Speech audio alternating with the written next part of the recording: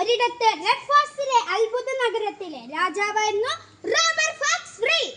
Red ഫോക്സിലെ അതീവ മന്ത്രവാദിയായിരുന്നു ഫ്രീഡ the hamper എന്ന മന്ത്രവാദി.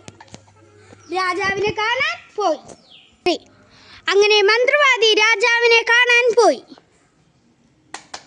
മന്ത്രവാദിയെ അപമാനിച്ച് കൊട്ടാരത്തിൽ നിന്ന് അടിച്ചിറക്കി. ദയനീയമായ വേദന കൊണ്ട് മന്ത്രവാദി കരയുന്നു. മന്ത്രവാദിക്കൊരു ഉപായം തോന്നി.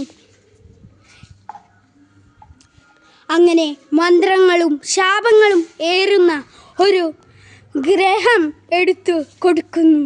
വേലക്കാരിയുടെ വേഷം കിട്ടി എന്ന് പിന്നെ രാജാവിനെ കാണാൻ പോയി. രാജാവേ, ഞാൻ ഉണ്ടാക്കി പാനി കുടിച്ചു നോക്കി. ഭടന്മാരെ രക്ഷിക്കണമേ.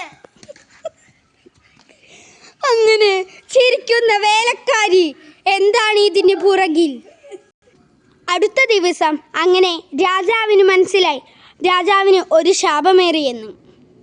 അങ്ങനെ രാജാവിനൊരു ഉപായം തോന്നി. ശാപം ഒരു മിഠായിലേക്ക് മാറ്റി അത് ഒരു കുഞ്ഞിന് കൊടുക്കാൻ പോകുന്നു.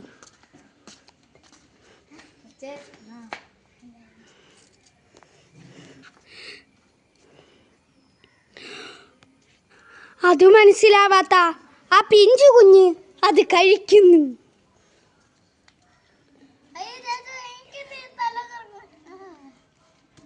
എന്തു പറ്റിയെന്ന് നമുക്ക് അടുത്തത് കാണാം.